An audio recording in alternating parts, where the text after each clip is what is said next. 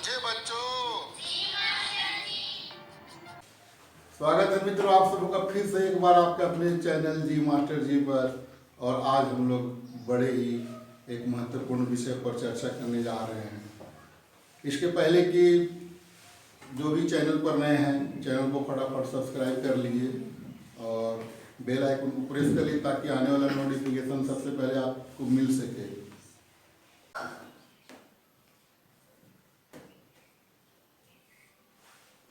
इसको आज हम लोग पढ़ने वाले हैं वॉइस। क्या पढ़ने वाले हैं? वॉइस। वॉइस में इसकी हिंदी होती है वाच्य, ठीक है। जैसे हिंदी में कर्मवाच्य, कर्तृवाच्य, भाववाच्य सब पढ़े थे, तो उसी तरह से हम लोग अंग्रेजी में वॉइस बोलते हैं। वॉइस जो है सो दो तरह का होता है। एक होता है एक्टिव वॉइस, एक्टिव वॉइस, और दूसरा होता है पैसिव वॉइस। एक्टिव वॉइस और पैसिव वॉइस, ठीक है। तो आप लोग याद कीजिएगा, हम लोग पढ़ चुके हैं प्रेजेंट इंडेफिनिट टेंस। हम लोग क्या पढ़ चुके हैं? प्रेजेंट इंडेफिनिट टेंस, इसको सिंपल प्रेजेंट टेंस कहते हैं। तो जैसे मैं आम खाता हूँ, एक ये वाक्य है, ठीक है।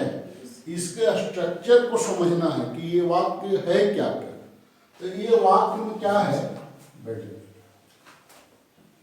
आराम से बैठे, काटना पड़ेगा। तो इस वाक्य में क्या है कि मैं आम खड़ा कर ले, बैठो रे चुप चुप, बोतल गिरा दिया और चुप चुप, कैमरा चालू है। हाँ, मैं आम खाता हूँ। तो इस वाक्य के स्ट्रक्चर को हम लोग समझते हैं। हिंदी वाक्य में मैं क्या है? सब्जेक्ट, करता है, ठीक है। इसको अंग्रेजी में हम लोग बोलते हैं सब्जेक्ट। इस बात को अच्छी तरह समझ लीजिए। जो वाक्य में क्रिया को करने वाला जो होता है, क्रिया को संपादित करने वाला जो एजेंट होता है, जो डूअर होता है, उसको हम लोग सब्जेक्ट कहते हैं, ठीक है। और यहाँ पर वर्ब क्या है? खाना। क्रिया क्या है?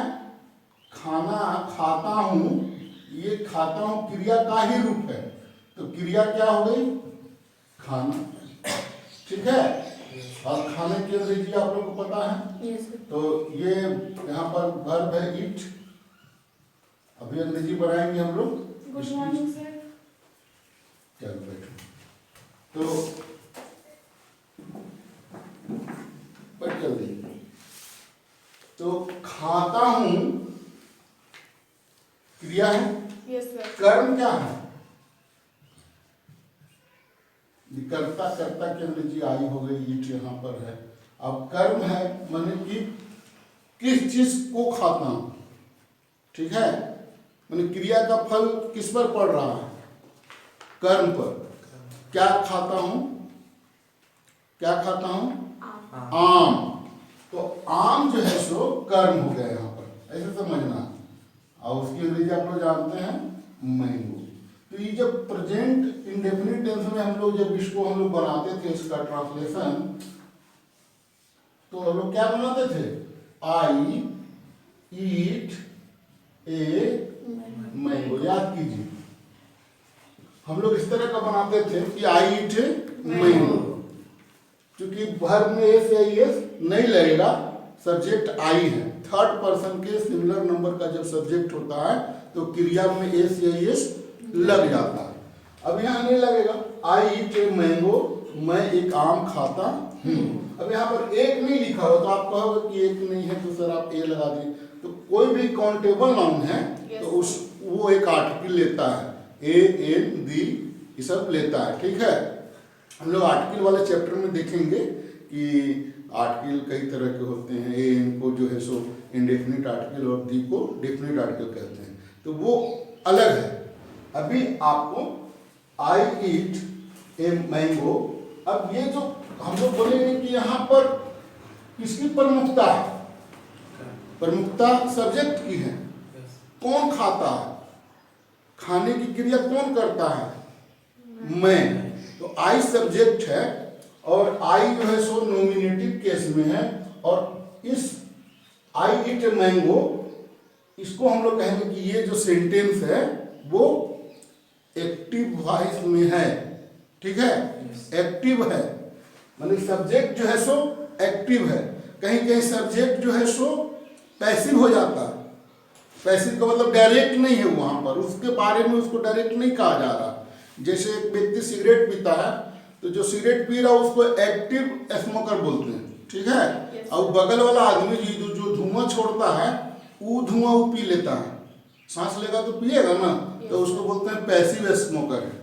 बात समझ में आ रही है। उसी तरह सेंटेंस में भी जब आई खुद एक्टिव होगा, सब्जेक्ट जब एक्टिव होगा तो सेंटेंस को ही कहेंगे कि सेंटेंस में जो वर्ब है या पूरा सेंटेंस है एक्टिव वॉइस में, ठीक है। लेकिन जब आई की प्रमुखता नहीं होगी या फिर सब्जेक्ट की प्रमुखता नहीं होगी तो मैंगो को आगे कर दें, मैंगो को आगे करके बोल देंगे। तो ये हो सकता है कि a mango is eaten by me, आम मेरे द्वारा खाया जाता है। अब प्रमुखता आम की हो गई, आम के बारे में बता रहे हैं कि आम किसके द्वारा खाया जाता है, तो आई जो है सो यहाँ पर पैसिव हो गया, इसलिए पूरे वाक्य को, सब्जेक्ट यहाँ पर पैसिव है तो पूरे वाक्य को बोलेंगे कि ये जो है सो पैसिव वॉइस में, ठीक है। तो ये जो तरीका है कि आई ईट ए मैंगो और उसको हम लोग लिख दिए a mango is eaten by me, तो इसी को हम लोग कहते हैं change of voice, active voice से पैसिव वॉइस में बदलना। और यही आपके कोर्स में है और यही सवाल बोर्ड में भी पूछेगा, 9th के बोर्ड में भी और 10th के भी बोर्ड में समटाइम्स पूछता है, ठीक है। तो हम लोग स्ट्रक्चर देखेंगे और स्ट्रक्चर देखने के बाद फिर हम लोग वाक्य को बनाएंगे कि कैसे बनाते हैं। आप यहाँ पर थोड़ा सा अनुमान लगाओ तो कैसे बनाते हैं। आई ईट मैंगो, तो कैसे क्या किए, यहाँ पर यहाँ इसका स्ट्रक्चर देखना, ये तो एक्टिव हो गया और ये पैसिव हो गया, ये पैसिव हो गया। तो एक्टिव वाला का स्ट्रक्चर क्या होगा, एक्टिव का स्ट्रक्चर क्या है, तो सब्जेक्ट है प्लस सब्जेक्ट के बाद क्या है, वर्ब है, वर्ब के बाद क्या है, ऑब्जेक्ट। ये एक्टिव सेंटेंस का एक माने एक ऐसा सेंटेंस जो एक्टिव वॉइस में है तो उसका ये स्ट्रक्चर है कि सब्जेक्ट होगा, फिर वर्ब होगा और फिर ऑब्जेक्ट होगा। लेकिन अगर पैसिव वॉइस में इसको बदल देंगे तो पैसिव में क्या है इसका तरीका कि ऑब्जेक्ट पहले हो जाएगा, ठीक है। अब ऑब्जेक्ट जो हो जाएगा सो नॉमिनेटिव केस में हो जाएगा, ऑब्जेक्ट तो है लेकिन ये नॉमिनेटिव केस में होगा। अब ऑब्जेक्ट के अनुसार हम लगाएंगे इज एम आर का प्रयोग करेंगे। अगर सिंगुलर होगा, थर्ड पर्सन का सिंगुलर, तो इज लगा देंगे, आई होगा तो एम लगा देंगे, और नहीं तो वी और यू के साथ, दे के साथ आर लगाएंगे।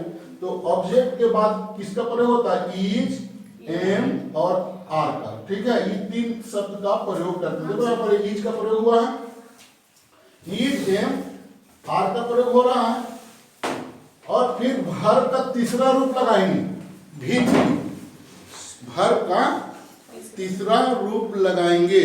तो यहाँ पर वर्ब था ईट, तो हम लोग पढ़े हैं ईट, एट, ईटे, पढ़े ना, तो ईट, एट, ईटेन, तो यहाँ पर वर्ब का तीसरा रूप लगेगा, और फिर प्लस यहाँ पर बाई लिखते हैं, ये बाई का प्रयोग होगा, और फिर जो सब्जेक्ट था उसको लिख देंगे, तो बाई, और फिर यहाँ पर लिख देंगे जो सब्जेक्ट था, ठीक है। तो ये स्ट्रक्चर हो गया आपका किसका स्ट्रक्चर हो गई, पैसिव का। ये किसका स्ट्रक्चर है, एक्टिव का। पढ़ नहीं पाता ये, किसका स्ट्रक्चर है, एक्टिव वॉइस का। और ये किसका स्ट्रक्चर है, पैसिव वॉइस का।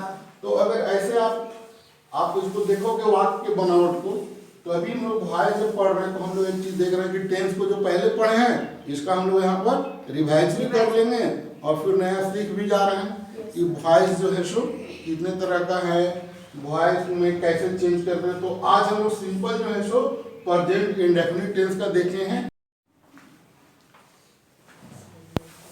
तो अभी हम लोग एक एग्जांपल और ले रहे हैं एक्टिव वॉइस का। तो सेंटेंस है आई टीच यू, जैसा कि अर्थ आप लोग जानते हैं आई टीच यू का मतलब होता है मैं तुम्हें पढ़ाता हूँ।